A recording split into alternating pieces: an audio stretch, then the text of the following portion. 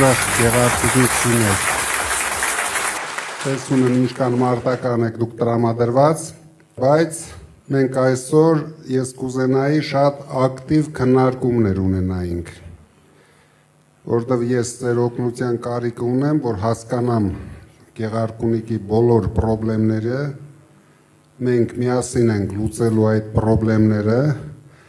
մենք միասին ենք հաղթանակ տանելու,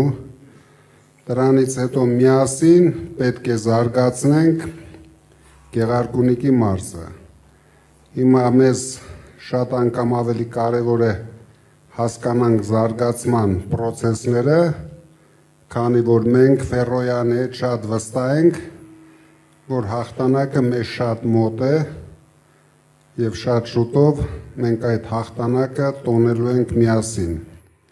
Նորից ենք հավաքվելու, բայց արդեն ավելի մեծ կազմով, հետո այցելելու ենք ամեն շրջան, հասկանալու ենք ձեր խնդիրները եւ միասին լուծելու ենք այդ բոլոր խնդիրները։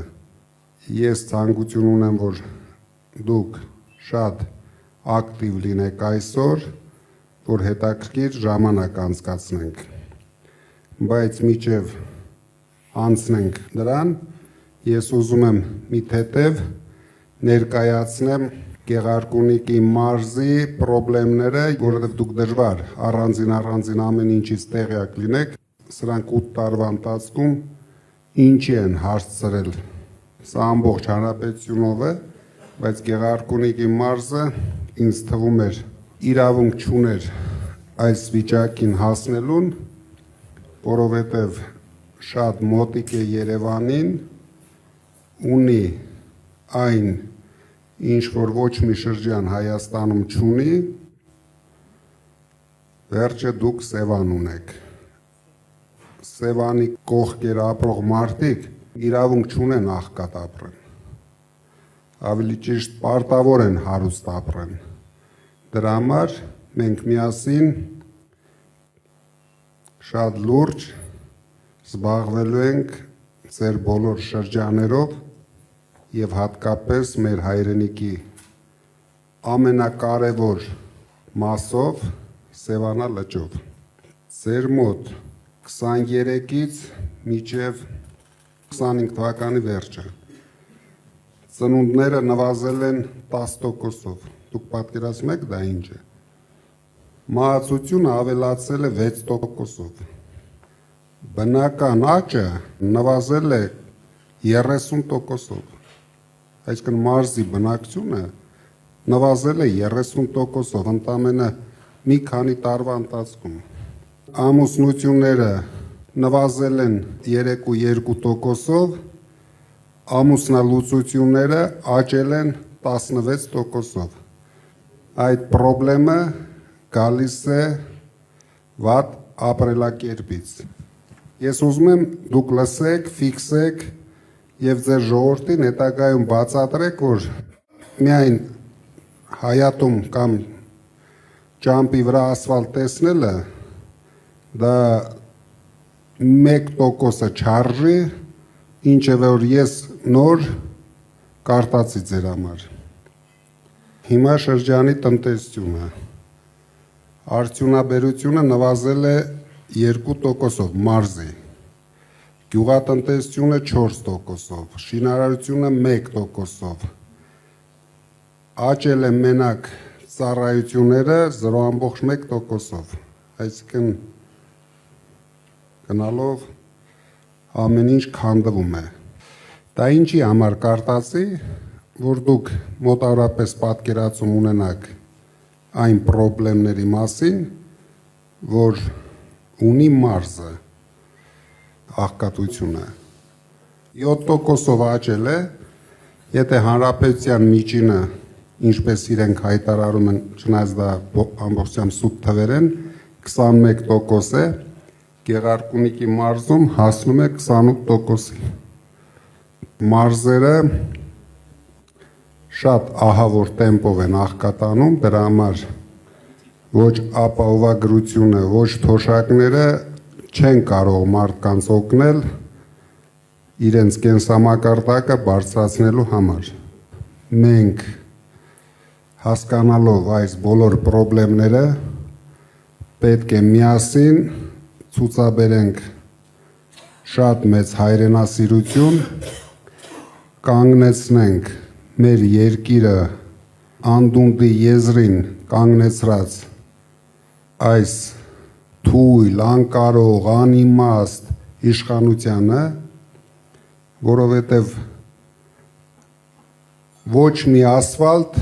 մեզ պետք չի գալու, եթե այդ տարածքներում մարդիկ չապրեն։ Փաշինյանը կարող է այդ ասֆալտի վրա հետագայում միայնակ հեծանիվ քշի կամ Ալիևին հրավիրի իրենք քշեն միասին կամ առավել եւս Վարդենիսի կողմից շատ հեշտությամբ ադրբեջանցիները կգան քշեն, բայց մենք ձեզ հետ պետք է թույլ չտանք, պետք է մեկ օր շուտ կանգնեցնենք այս ահավոր process-ները, ինչը որ կատարվում է մեր հայրենիքի հետ եւ ձեր մարզի հետ։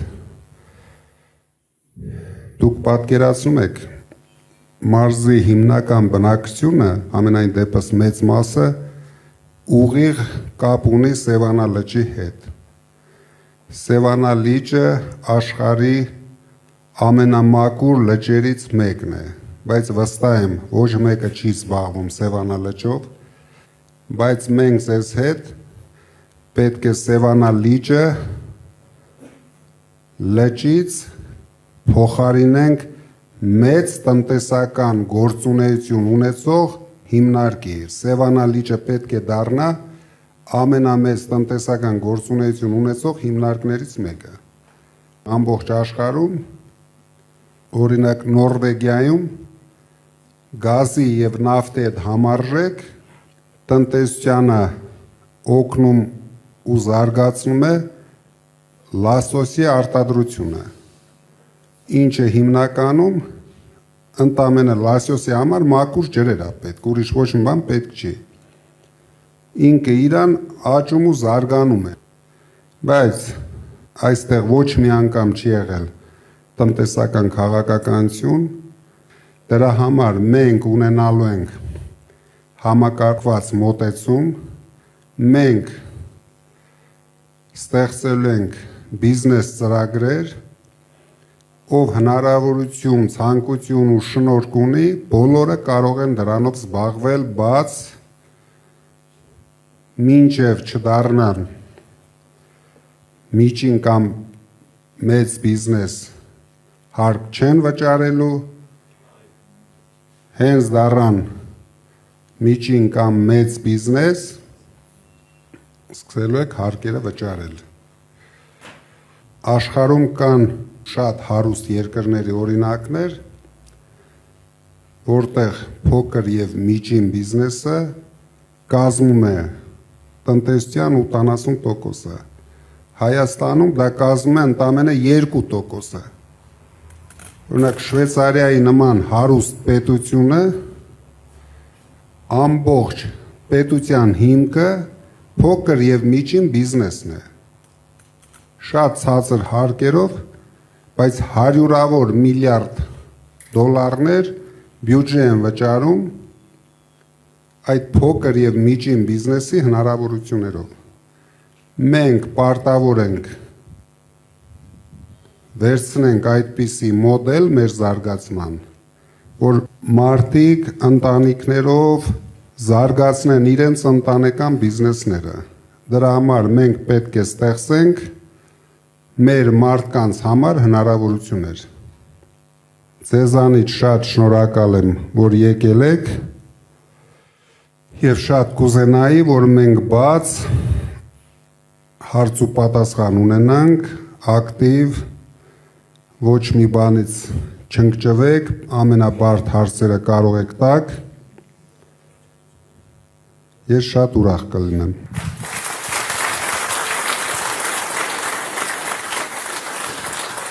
Պարոն Կարապետյան, հիմա Վարդենիսում այնպիսի պայմաններ են ստեղծված, որ Բոլորը լքում են իրենց բնակավայրերը։ 6000 հոգուց ավելի մարդ լքել է Վարդենից, գյուղերը դատարկվում են։ Ուրեմն ադրբեջանցիներ եկել են, նստել են լրիվ Վարդենիցի տարածքում։ Ես դա չեմ լսել, ես դա տեսել եմ։ Կարամ Սոտկիից մինչև մեր Կարմիր լճեր տարածքում ասեմ, որ ադրբեջանցիներ որտեղ են նստած։ Եվ նրանք էլ առանց մի դիմադրականություն 2-3 անգամ առաջ են եկել։ Վերին շրջայում, ներքին շրջայում, Նորաբաքում, Սոտքում, Վարդենիցի սարում եւ մնա Աղբրաձոր եւ մնացած գյուղերում։ Սիրելի Վարդենիցիներ ջան, սա առաջին հերթին ձեզ եմ ասում եւ մեր հայ ժողովրդին եմ ասում։ Հունիսի 7-ին մենք մեր ձայնը տանք ուժեղ Հայաստանին, որպեսզի փրկվենք այս ամեն ինչից, որպեսզի բոլոր բնակավայրերը վերականգնվեն։ Շատ շնորհակալություն լավ ելույթի համար։ Ես ճիշտն ասած չուզեցի ամեն շրջանին անդրադառնալ, որտեղ ինձ թվում էր հարց ու պատասխանի ժամանակ մենք դրանք անդրադառնանք, բայց կոնկրետ Վարդենիսի մասով ուզում եմ մի երկու բան ասեմ։ Քանի որ այս իշխանության որ ասում է բառադի ղեկավարը չի կարողանում ոչ մի ձևի հակաճառի իր շեֆին, դրա համար մենք ունենք շատ լուրջ խնդիրներ բոլոր սահմանամերձ շրջաներում։ Քանի որ հայտարարվել է, որ 300,000 ադրբեջանցիներ գալու են ապրեն Հայաստանում, ինքը նույնիսկ անցած շաբաթ երևի շատերը տեսած կլինեք լրագրողների հետ հանդիպման ժամանակ, երբ որ լրագրողը կասկած հայտնեց, որ այդպիսի բան կա, ես առաջարկեցի, որ ինքը բարձրանա ազգային ժողովի ամբիոն եւ հայտարարի, որ այդպիսի բան չկա։ Արդեն 10 օր անցել է, իրենցից չենք լսում ոչ մի հայտարարություն, քանի որ իրոք այդպիսի բան կա, ինքը ունի վախեր, ունի ինձ թվում է գաղտնի պայմանավորվածություններ, դրա համար ամեն ինչ անում են, որ սահմանամերձ շրջաները նույնպես, ինչպես Արցախին խաղաղություն բերեց, կարող է խաղաղություն բերել Վարդենիսին եւ ամենակարևորը ես շատ մեծ անհանգստություն ունեմ, որ ինքը կարող է խաղաղություն բերել Սյունիքին։ Հայատապել Սյունիքը, բերել լցնել ադրբեջանցիներով եւ հետո նորից գոռալ միկրոֆոներով, որ ոչինչ խաղաղություն են բերել, այն իր կրծքի բրոշկեն մի քիչ փոքրացնի եւ կապացուցի, որ սա միակ ոնց որ երեք հայտարարեց, որ Արցախը նույնիսկ շարժումն է սխալ եղել, կհայտարարի, որ ինչ է ժողովուրդ ջան, Վարդենիսը բասար գեճար է եղել։ Ես պրիճոմ, հեսա վերցրեք պատմությունը կարտացեք, պատմական ինչ-որ հատվածում անունը բասար գեճար է եղել, հետո կանցնի մեր Սևանին, կասի Սևանը գյոլճ է եղել, դաժե Ֆերոյանին չի հարգի։ Այս մարդը իրոք ոչ մի սրբություն չունի, ու ոչ միայն կարող էր սրբություն չունենալ, բայց թողել անգիստ գնալ իր համար Ենոկավանում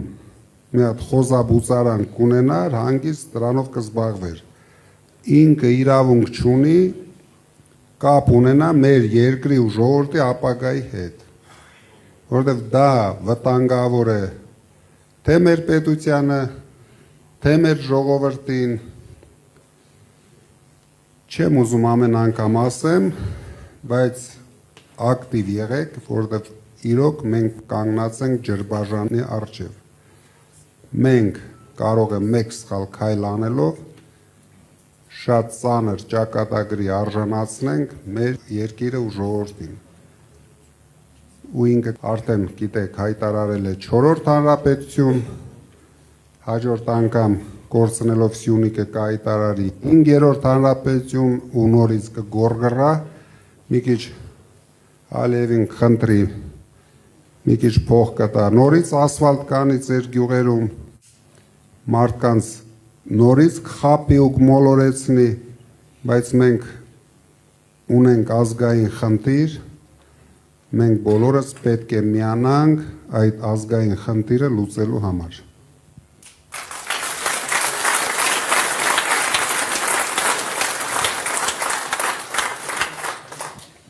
Ուրախ եմ ձեզ հետ հանդիպել,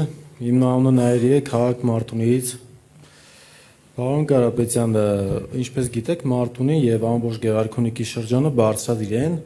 Ես մի առաջարկ ունեմ, պարոն Կարապետյան, որ մեր բարձրադիր շրջաններում, հատկապես այն տեղերում, որտեղ 1900 մետրից բարձր է Հայաստանի այն շրջաններում, գույքա հարկը վերացնել, տեսեք, այսպիսի բան կա, որ մարդը, երբ որ ուզում են տուն կառուցել, պետությանը մեծ գումարներ են վճարում, հատկապես այս իշխանությունների օրոք այդ հարկերը ավելի բարձրացվել են, հողի հարկերը, գույքի հարկերը բոլորը բարձրացվել են շատ, ու մարդիկ այս խնդրի պատճառով շատ ժամանակ չեն կարողանում տուն կառուցել։ Մենք տանելու ենք շատ լուրջ քաղաքականություն, օգտագործելով Սփյուռքի հնարավորությունները։ Գույքը հարկը դա շատ կարևոր հարց էր բարձրացեցիք, բայց հավատացեք, դա երևի ամենափոքր խնդիրներն են շրջանի, դա երևի ամենահեշտ լուծվող խնդիրն է շրջանում, մեզ համար ամենակարևորը ձեր շրջանում ստեղծել աշխատատեղեր, որպեսզի առաջերտին կանգնեցնենք մարդկանց տեղափոխվելը եւ հնարավորություն ստեղծենք մարդկանց Սփյուռքի վերադարձը։ Մենք կորցնում ենք մեր լավագույն մարդկանց, չունենալով աշխատատեղեր, դրա համար դուք գիտեք, մենք հայտարարում ենք մեր ծրագիրը, վստահ եղեք, որ մենք անելու ենք դա առավելագույնս մարզերում, եւ 5 տարի հետո դուք բարձրացնեք լրիվ ուրիշ հարցեր, որ կարելի է սա էլ այսպես անել, արդեն ոգևորությամբ, որ դուք տեսնեք, որ դուք զարգանում եք։ Միայն հարկերը չի պրոբլեմը մեր մարդկանց առավել եւս շրջաներում կանանց համար աշխատատեղեր ստեղծելն է։ Տղամարդիկ էլի ինչ որ ձևի խոպան գնալով, թե տեղում ինչ որ շինարական աշխատանքների մեջ կարողանում են ընդգրկվել եւ աշխատատեղեր գտնել, բայց ես վստահ եմ, որ կանայք բացարձակ այդ հնարավորությունը չունեն եւ նույնիսկ երիտասարդ տարիներում արդեն դառնում են տնային տնտեսուհիներ, որովհետեւ իրենց կյանքը արդեն ուրիշ ձևի չեն պատկերացնում։ Դրանք միայն իրենց թվում է, որ իրենք ծնվել են, որ տունը նստեն, մենակ երեխա պահեն, մեծացնեն, բայց զարգանալու, աշխատելու հնարավորություններից զրկված են։ Դրա համար դուք լավ կանեք, որ այլ հարցեր էլ բարձրացնեք ձեր շրջաներից, քանի որ մենք դրանցով ձեզ հետ միասին պարտավոր ենք զբաղվենք։ Մենք կնայենք այդ բոլոր հարցերը։ Շնորհակալ եմ, պարոն Կարապետյան։ Բարև ձեզ, պարոն Կարապետյան, ճիշտն ասած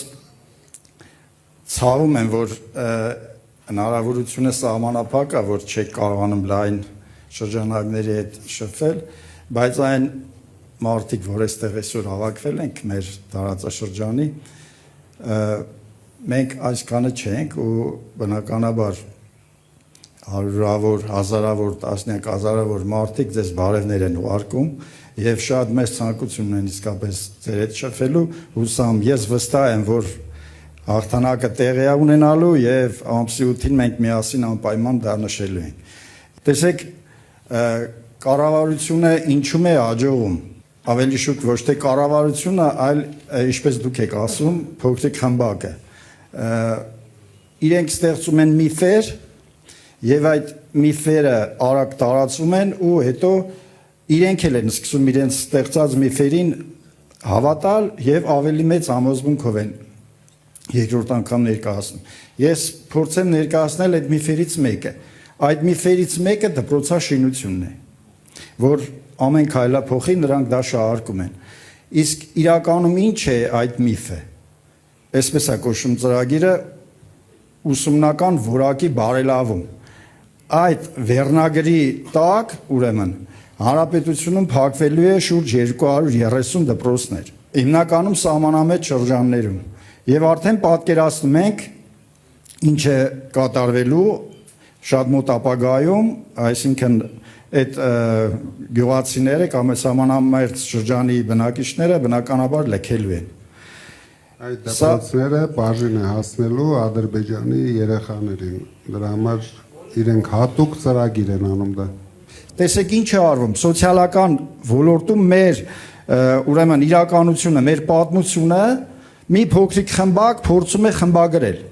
Կարծես մենք չենք եղել, մենք արմատներ չենք ունեցել։ Առաջերտին շնորհակալություն շատ կարևոր հարց բարձրացնելու համար եւ ես շատ ուրախ եմ, որ մեր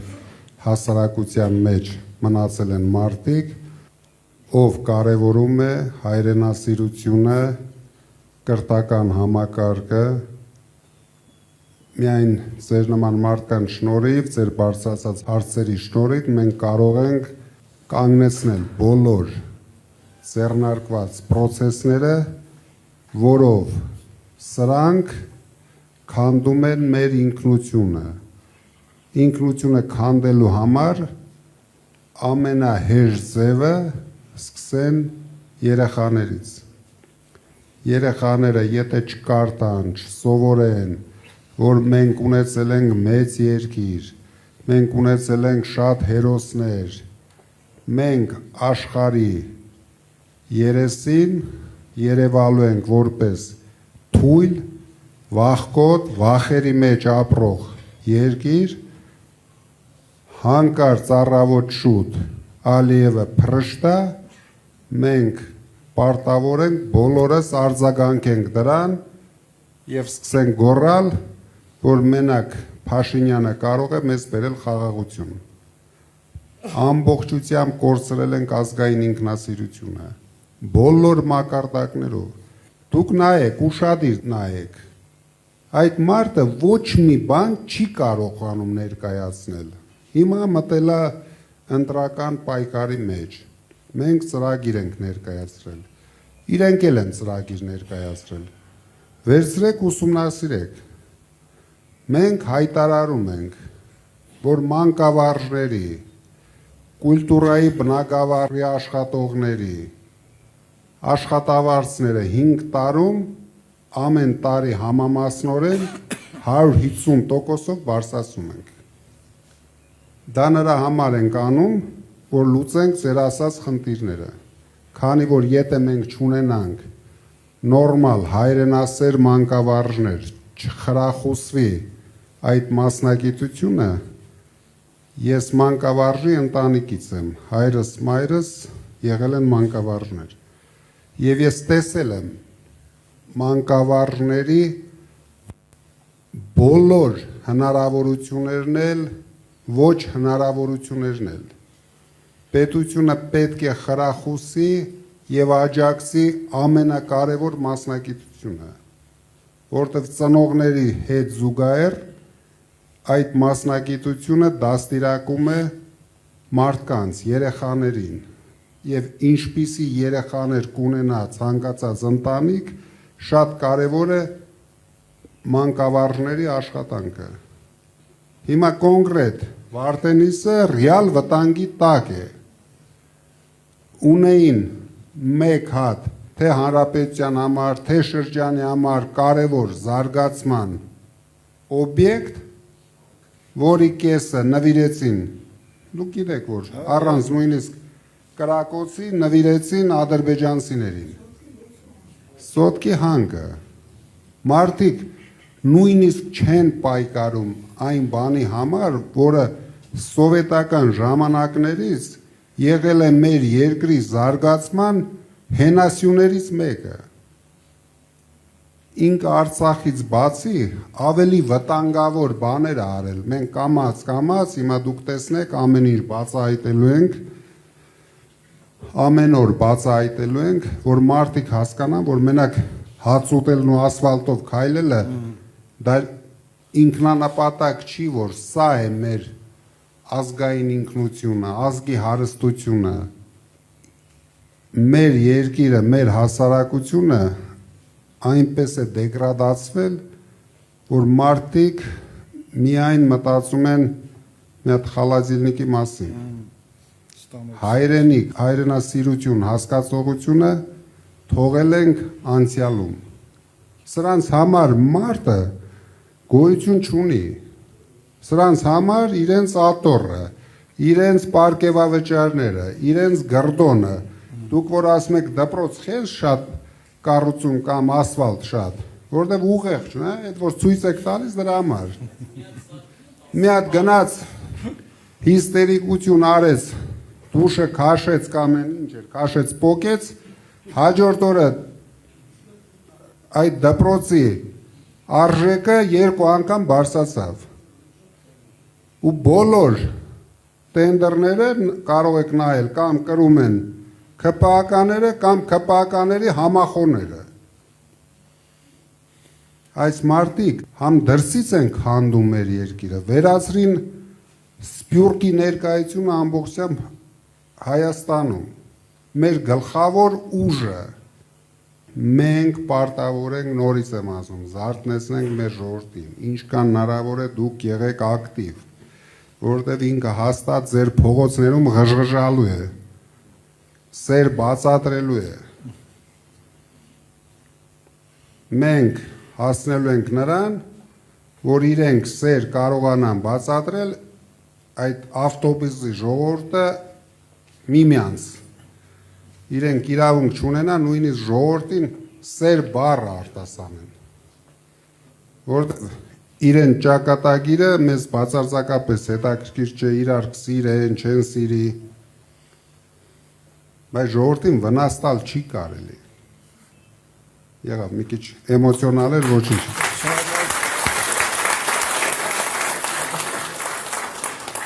Պարոն Կարապետյան, շատ հպարտ եմ, որ գտնվում եմ այստեղ։ Բոլորս տեղյակ ենք, որ դուք մեծ ներդրում ունեք հիվանդանոցաշինության գործում։ Հարցս վերաբերվում է մեր Մարտունու քաղաքին, որտեղ առկա է ծննդատուն, բայց ոչ բարվոք վիճակում է, քանի որ մենք վստահ ենք, որ հունիսի 7-ին ունենալու ենք վարչապետ եւ դա դուք եք լինելու, ուզում եմ առաջարկել ձեզ եւ խնդրել, որպեսզի հիմնանորոգեք Մարտունու քաղաքի ծննդատունը։ Շնորհակալություն։ Շատ կարևոր հարց էր։ Ու հիմա եթե ես կարող եմ sense խոստում տալ, բայց դա համարվելու է ընտրակաշառք։ Դրա համար դուք վստահ եղեք, ես ասեցի, մենք համակարգային ենք մոտենալու, ոչ միայն ծննդատանը, մենք ամեն ինչ անելու ենք, որ նոր սերունդը բոլոր հնարավորությունները ունենա լավ ապրելու համար իր շրջանում։ Մենք արդեն նախագծեր ենք անում,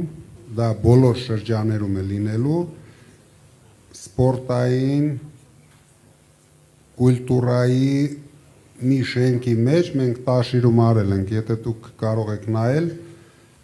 ծրի պոլիկլինիկա մեջը, պոլիկլինիկա չի, ժամանակակից դիագնոստիկ սենտր, նույնպես Տաշիրում արել ենք, մենք այդ ամեն ինչ անելու ենք։ Ու շատ քիչ բյուջետային փողեր ենք օգտագործելու։ Հիմնականում, դուք երևի ոչ մեկը չեք կասկածում, իմ այլ հնարավորությունների, իմ ընկերների հնարավորությունների մասին, ձեր մարտունեցի տղեկի հնարավորությունների մասին, ձեր տղեկն են ամեն ինչ կառուցելու, մի կասկածեք։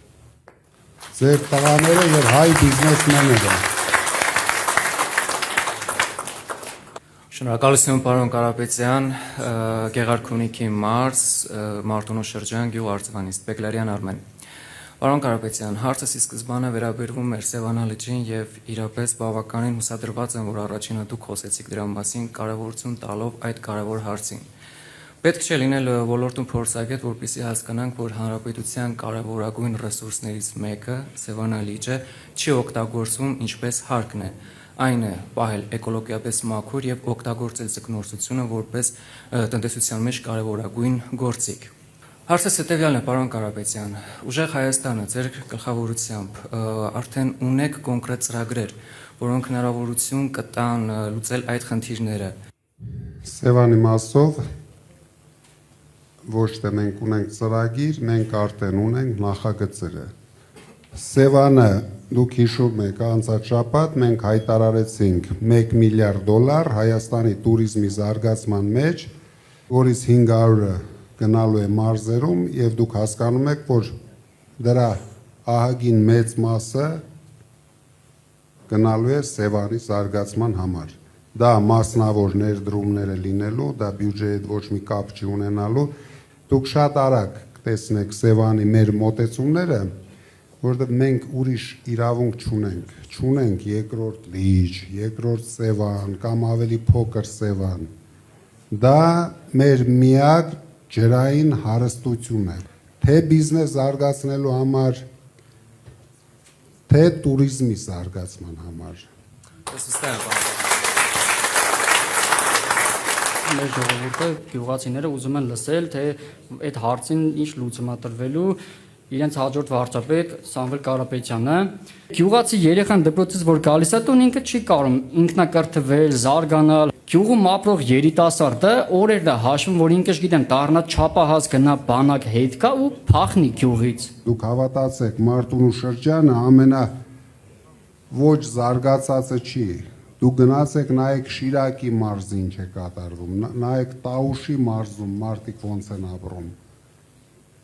Ժողովրդին հասցրել են աղքատության եզրին, ժողովուրդը կորցրել են ամեն ինչի նկատմամբ հույսը։ Այնքան են խոստացել չեն արել, որ այսօր ոչ մեկը չի պատկերացնում, թե մարդը միկրոֆոնը վերցնում, բան ասում, վաղը դա անելու է։ Դրա համար մենք չենք ասում խոստանում ենք, մենք ասում ենք երաշխավորում ենք։ Այդ բոլոր խնդիրների լուծումը մենք երաշխավորում ենք։ Եվ դուք կարող եք զարմանալ, դրանով չենք ծանրաբեռնելու պետական բյուջեն, որտեղ իրենք պետական բյուջեն լցնում են իրենց գրպաները։ Մենք ամեն ինչ անելու ենք, որ ժողովուրդը լցնի իր գրպանը, որ մարդիկ զգան, որ ձեր գյուղում կարող են ավելի լավ ապրել, քան Երևանի կենտրոնում, որ դուք հավասար հնարավորություն ունենաք ձեր երեխաներին զարգացնելու։ Ես շատ լավ հասկանում եմ, ես էլ գյուղացի տղա եմ։ Դրա համար, որ գնաք մեր գյուղ նայեք, մենք այդ բոլոր հարցերի լուծումը թե մեր գյուղի համար, թե Տաշիր քաղաքի համար տվել ենք։ Դուք տեսնեք այնտեղ, որ ցանկացած երեխա ամեն օր զբաղմունք ունի։ Ու արդեն երեխաները ոչ մի ցանկություն չունեն թափառեն։ Ու մեր գյուղում չկա նարկոման։ Մենք պետք է փոխենք մեր հասարակության մոտեցումները։ Մենք պետք է առողջացնենք մեր հասարակությանը։ Հույս տանք հասարակությունը, վերացնենք այս ապաթիան, վերացնենք վախերը։ Վախերի վրա ժողովրդի հենա հելնում գոռում է, եթե մեզ չընտրեք, սեպտեմբերին պատերազմ կլինի։ Ավելի լավ չի մենք մինչև սեպտեմբեր իրան ռադ անենք, էլ պատերազմ էլ չի լինի, ոչ մի բան էլ չի լինի։ Հանգիստ մեր ժողովուրդը կապրի։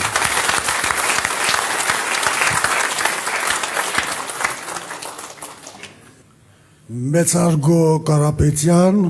հարգելի ներկաներ։ Ես Գեղարքունիքի մարզից եմ, Գավառից։ Կարևորը հավատի վերականգնումը հայի մեջ իր սեփական ուժերի նկատմամբ։ Մնացած խնդիրները կլուծվեն։ Զորավիք եմ։ Շնորհակալություն Հայրիկ ջան։ Ես շատ ուրախ եմ, որ ձեր նման փորձառու ակտիվ մարդիկ այսօր մեր կողքին են։ Մենք պարտավոր ենք հայրենիքը բերենք մարդկանց սրտերի մեջ։ բայց նույնիսկ հիմա լեզվի վրա չկա։ Դա դարել է արդեն վտանգավոր, եթե մենք մի քիչ մեր կողմնակիցներով շատ խոսանք հայրենիք բառեր արտասանենք, մի հատ էլ կսկսեն կալանավորել հայրենիքի համար։ Հայրենիք բառը, հայկական արժեքներ բառը, դա հիմա ներկայացվում է որպես հանցագործություն։ Ես ընդամենը բոլորդ հիշում եք, ասի մենք մեր ձևով մասնակցենք մեր եկեղեցու պաշտպանությանը։ Դրա համար արդեն 1 տարի է կալանքի տակ են, որից 7 ամիսը ամենածանր պայմաններում։ Սրանք իրոք անհայրենիք են։ Պատկերացրեք, մեր երկրի գլխավոր հերոսը Փաշինյանն է։ Դուք պատկերացնում եք մի պետություն, ազգ, ում հերոսը Փաշինյանն է։ Տվեք երկրորդ հերոսի անունը։ Սրբապղծեցին ամեն ինչ, թե հերոսներին, թե մեր սրբավայրերը։ Ոնց կարելի է, դուք բոլորը տեսակ, այդքան ոստիկաներով, այդքան հատուկ ծառայություններով հարձակվեն Էջմիածնի վրա։ Ու դա տեսնում էր ամբողջ աշխարհը։ Ես հիմա շատ հանդիպումներ եմ ունենում, այսօր ժամը 1:30 նորից եկել էին հանդիպելու Շվեյցարիայի գլխավոր կուսակցության ղեկավարը, նրանք ապշած են։ Ինչպես դուք նշել եք ձեր խոսքում, Քյավառցի լինելը դա բրենդ է, իսկ այսօր այդ բրենդը եկել եւ կանգնելա ձեր կողքին թասիբով ու վստահ լինելով, որ մենք ունենալու ենք ուժեղ Հայաստան, ուժեղ Քյավառ։ Դուք ձեր ծրագրում նշում եք, որ 300,000 նոր աշխատատեղերի կառուցում եք պատրաստում իրականացնել։ Ես ուզում եմ հասկանալ նաեւ մեր ընդհանուր բնակչությունը, ինչպիսի ծրագրեր կա աշխատանքի կառուցման Գավառ քաղաքում, Հացառատ թաղամասում եւ նման մեր փոքր գյուղերում, որպիսի մեր ժողովուրդ բնակչություն ստիպված չլինի դուրս գա մեծ քաղաք, թեկուզ Երևանում աշխատելու, այլ մնա իր բնորանում աշխատի եւ ստեղծի։ Ես հասկանում եմ գլխավոր խնդիրը, դա ոչ միայն Գավառին, առավել եւս Գավառին, Մարտունուն, Տաշիրին է վերաբերվում, որտեղից շատ են արտագնա աշխատանքի մեկնողները։ Դրա համար մենք առաջի հերթին մտածելու ենք այդ քաղաքների, գյուղերի կանանց աշխատատեղով ապահովելու համար։ Դուք կարող եք նայել, մենք այդ խնդիրը ամբողջությամբ լուծել ենք Տաշիրում, ամենահեշտ ու ամենաարագը կանանց աշխատանքի տեղավորելու համար դա զարգացնել թեթև արդյունաբերությունը, որովհետև դա շատ արագ ալնում։ Ասենք ամենաշատը 6-8 ամսում կարող ենք ապահովել աշխատատեղերով։ Եվ հետագայում մենք մշակել ենք բոլոր շրջաների համար ծրագրեր, Արարատյան դաշտավայրը ունենալու է իր ծրագիրը, Սևանը իր ծրագիրը, Քյավառը իր ծրագիրը, Մարտունին իր ծրագիրը, մենք աշխատելու ենք տեղի մարդկանց հետ, որ հասկանանք ինչը կարող ենք արագ անել։ Մենք անող կառուցող ժողովուրդ ենք։ Վերջ ես Հայաստանում ամենաշատ աշխատատեղ ստեղծած մարդն եմ։ 8 տարվա մեջ ինչքան գործարան մենք ենք բացել, պետությունը չի կարողացել դրա կեսն էլ ստեղծի։ Դրա համար դրա ձևերը մենք գիտենք, խնդիրներն էլ հասկանում ենք։ Մեզ պետք է ձևավորել կառավարություն ձեր օգնությամբ։ Մենք դա կանենք։ Հարցը վերաբերում է աուտիզմով տառապող երեխաներին։ Մենակ Սևան համայնքում կա 1500 երեխա։ Լոգոպեդի կարիք ունեն, իրանց պետությունը տրամադրում է տարեկան ընդամենը 70 ժամ։ Պատկերացնում եք, որ այդ 70 ժամը մի երեխայի համար շատ քիչ է։ Ինչ վերաբերվում է այդ մասնագիտական ուղղվածությանը, մենք ներգրավելու ենք ոչ միայն Հայաստանի, այլ աշխարհի լավագույն մասնագետներին, որպիսի բոլոր այդպիսի խնդիրներին լուծում տանք։ Մեծարգո Կարապետյան, հարգարժան գեղարքունիքցիներ, հարգարժան կուսակից ընկերներ։ Ես ուզում եմ շնորհակալություն հայտնել ձեզ, ձեր Կարապետյան ընտանիքին ուրենկալության համար։ Իմ հարցերը մնաց, ուզում եմ եզրափակեմ, ես իմ հարցերը կտամ խորհրդարանում վարչապետ Կարապետյանին։ Ես ինքս падգամավորի թեկնածու եմ։ Շատ ուրախ կլինեմ, մենք շատ լուրջ գործեր ունենք անելու միասին։ Ուզում եմ ավելացնել, ես 2020 թվականից պայքարում եմ այս պատուած իշխանության դեմ եւ ամեն անգամ սոցիալական ցանցերում գրում էի մեր կայացած հայերի մեջ մի տաղա չկա տեր կանգնես ազգին Աստված մեզ բարեաճ գտնվեց եւ աշխարհարչակ հայերից մեկին է ուղարկել մեր հզոր Կարապետյանին, մեր ուժեղ Կարապետյանին մենք բոլորս ձեր հետ միասին պայքարելու ենք անուն մեր Հայաստանի, անուն մեր հայրենիքի, անուն մեր հանրության։ Շնորհակալություն ձեզ։ Ձեզանից էլ շատ շնորհակալ եմ։ Իրոք շատ հաճելի ժամանակ անցկացրեցինք, ինձ համար էլ սա շատ կարևոր էր լսել ձեր խնդիրները։ Մենք ձեզ հետ լուրջ աշխատանք ունենք անելու։ Լինենք համառ, բոլորդ հաստատ վստահ եղեք, մենք մեկ քայլ ենք հաղթանակից։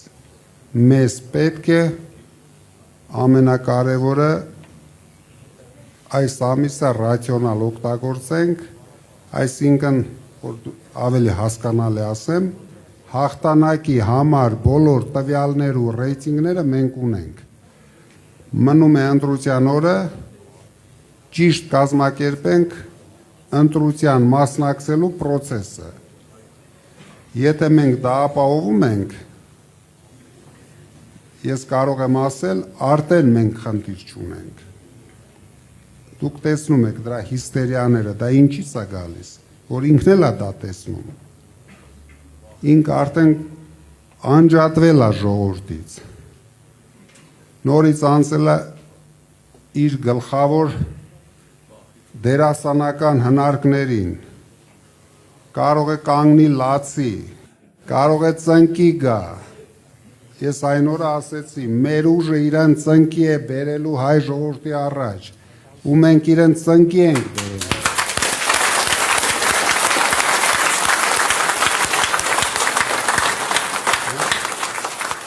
Շատ շուտով, հունիսի 7-ին, ուժեղ Հայաստանը գալիս է։